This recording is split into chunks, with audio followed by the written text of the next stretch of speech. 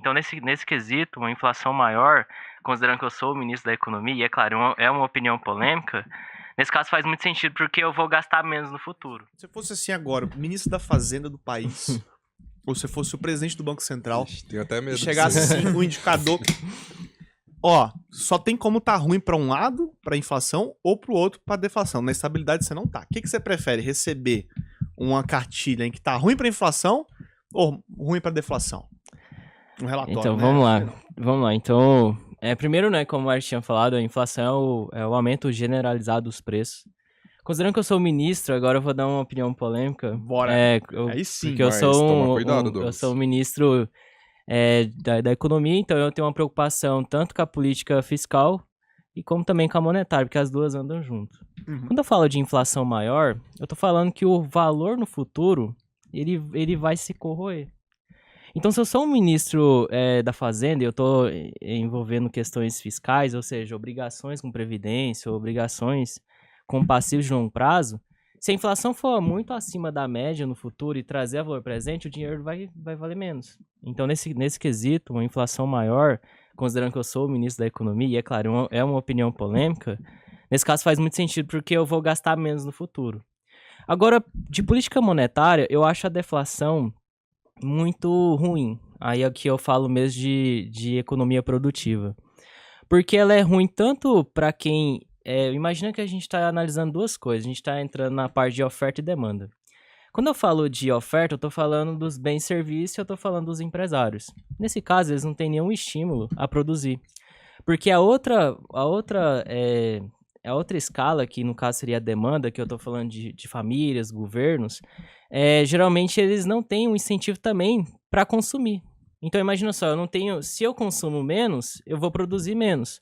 Então nesse caso a inflação é um fenômeno a deflação no caso é um fenômeno muito curioso, porque você prejudica as duas alas importantes da produção e da economia produtiva.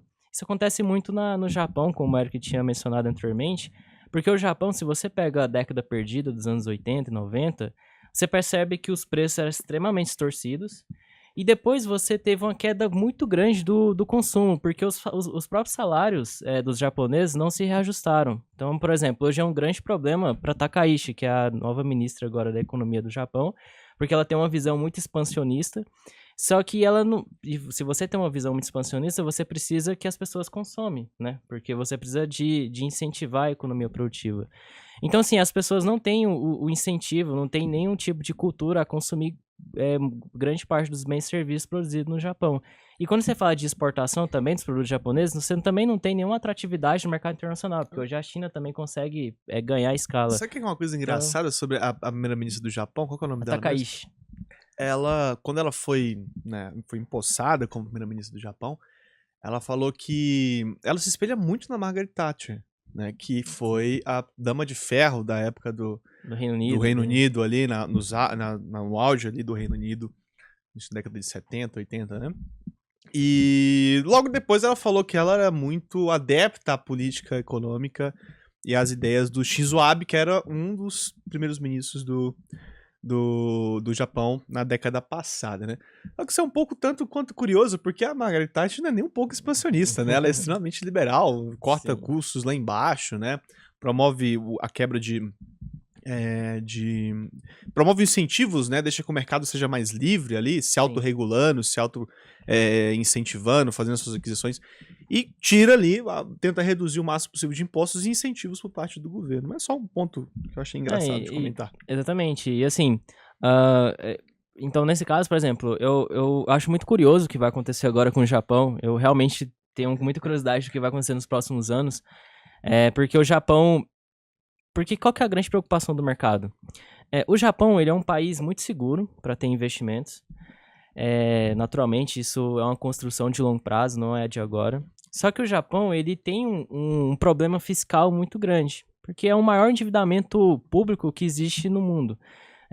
Assim, tudo bem que você pode dar um exemplo que é da Venezuela, mas eu estou considerando um país numa estabilidade, um país normal, assim, do ponto de vista econômico. E se você está querendo ter uma política expansionista, você está falando de que vai ter mais gastos públicos. E a inflação do Japão já está crescendo, a média está em torno de 2 a 3%. E geralmente os salários dos japoneses não estão subindo na mesma percentual. Então, assim, imagina o seguinte, ela vai gastar mais, com uma inflação um pouco mais alta, e a gente sabe, a gente trabalha com essas visões da economia, a gente sabe que a inflação alta faz com que o Banco Central tende a aumentar a taxa de juros, porque é o primeiro remédio de curto prazo, né? Uhum. Então, imagina, ela vai gastar muito mais, ela vai gastar com um juro muito mais alto e com uma população que é muito mais velha.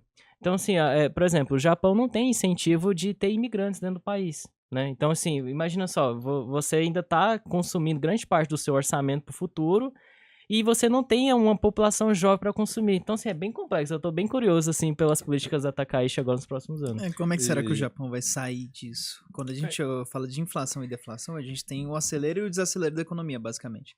Então, a gente pode comparar a economia com um organismo vivo. Se a gente pega um organismo, deixa ele parado, ali prostrado numa cama, por exemplo, ele adoece, ele acaba adoecendo, que é os efeitos da deflação. Se a gente acelera ele numa quantidade saudável ali, faz um exercício 3 vezes na semana, a gente vai lá, treina igual a Aquaman treina, a gente faz esse movimento com o corpo. Se treinar igual a Aquaman treina, é igual a Aquaman é demais. Mas igual nós três aqui, acho que quantidade razoável. A meta aqui é hiperinflação. O Aqua tá hiperinflacionado aí, olha o tamanho do bíceps do menino, ó. Agora eu tô reduzindo, agora eu tô no cutzinho, só delapidando a Selic aqui, ó. Só montando o shape. E aí a gente tem um organismo ali que tem uma aceleração saudável, a gente tem uma economia fluindo, a gente tem pessoas com empregos sendo criados, a gente tem consumo vigente, a gente tem pessoas ali rodando a economia de fato. Mas quando a gente acelera demais essa economia, a gente tem um problema, que os preços começam a subir demais e às vezes os salários não acompanham. E é uma questão para o Japão, porque é um país que tem o costume de ter uma deflação ali desde 30 anos atrás, e agora ele começou a ver uma inflação. Só que, normalmente a gente tem um trade-off, é tipo um acelerador e uma embreagem. A gente acelera aqui, beleza, aí a gente começa a acelerar a economia e a embreagem vai soltando. Por quê? A gente aumenta o emprego junto com a inflação. Então, quando as pessoas têm mais dinheiro para consumir, a gente tem um efeito inflacionário, só que o consumo está sendo compensado ali. Então, as pessoas estão pegando esse dinheiro e comprando os produtos. Mas quando a gente tem uma inflação e uma população muito idosa, igual o Japão tem, a gente não tem a força de trabalho tão forte, às vezes o consumo vai ficar prejudicado enquanto o aumento de preços vem.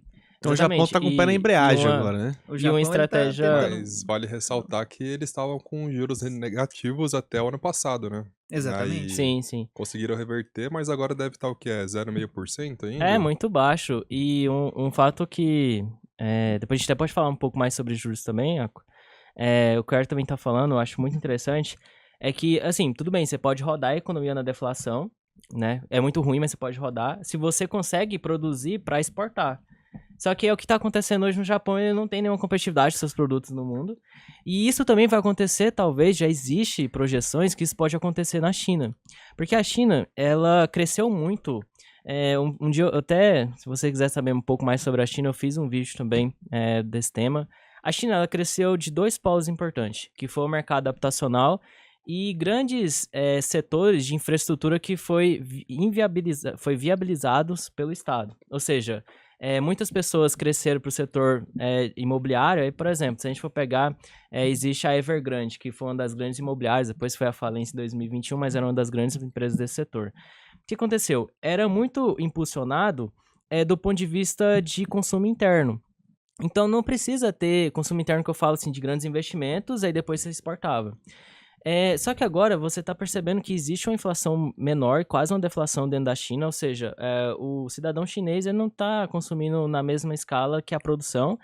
E agora com as tarifas do Trump, e claro, de outros países, por exemplo, tem muitos países dentro da Europa que tem barrado um pouco o BYD, né, que é o carro elétrico, que falam que é uma empresa que está tendo muito incentivo do governo, algo nesse sentido, e às vezes os preços dos carros estão muito competitivos que não tem como ter concorrência. Práticas comerciais predatórias. Isso, exatamente. Então, assim, eu também acho muito curioso o que vai acontecer com a China, porque se ela começa a não ter mais consumo interno no país e começa a perder fôlego também nas exportações, porque grande parte do PIB da China vem de crescimento da balança comercial, né? O superávit da balança comercial. A gente vai ver também alguns problemas estruturais na economia chinesa. E se você já está ganhando uma grana acima de R$ 4.500 por mês e quer aprender a investir, o que eu vou te recomendar? Acesse aí alvp.com.br, clica aqui no botão Faça a sua análise de perfil, preencha o questionário até o final. Se você for aprovado, né, aqui para participar da UVP, você vai assistir suas aulas comigo, que para mim vai ser um prazer te ensinar a investir no Brasil e no mundo inteiro. Só se você ganha mais de R$ 4.500 por mês. Se você ganha menos, não adianta. Por quê? Porque a UVP te dá acesso a uma plataforma exclusiva de investimentos, né? Com investimentos que só são oferecidos para clientes que têm mais de 10 milhões de reais. A gente é hoje também a consultoria top 1 do Brasil, vinculada ao maior banco de investimentos da América Latina, que é o BTG Pactual. Então a gente tem lá geopolítica, formação de investimentos mesmo. A gente já formou mais de 50 mil pessoas. Só de placas de alunos nossos que se tornaram milionários, a gente entregou mais de 1.000. E como é que você sabe que a UVP funciona num mundo de tanta ferramenta gerada, de tanta coisa gerada a partir do nada? A certeza que você tem é que se você concluir a UVP até o final, pode fazer todas as aulas gratuitamente. Chegou ao final, você não aprendeu a investir, a gente devolve 100% do seu dinheiro. Pode pesquisar, Reclame Aqui, Juros Brasil. Se fosse mentira, a gente não estaria aqui. Por quê? Porque você simplesmente poderia fazer a UVP e falar: ah, Raul, eu não aprendi a investir, pegar o dinheiro de volta, ou se a gente não te devolver, você me processa. Ganhou de graça 10 mil reais. Investimento melhor que isso não tem, né? E você vai perceber, se você buscar pela UVP, que a gente nunca teve nenhum processo. Só quem processa a gente é corretora safada, porque perde dinheiro com as coisas que a gente ensina. Então eu recomendo que você vá lá e faça o seu cadastro. Se você for aprovado, não é todo mundo que é aprovado, vai ser um prazer para mim te ensinar a investir aí.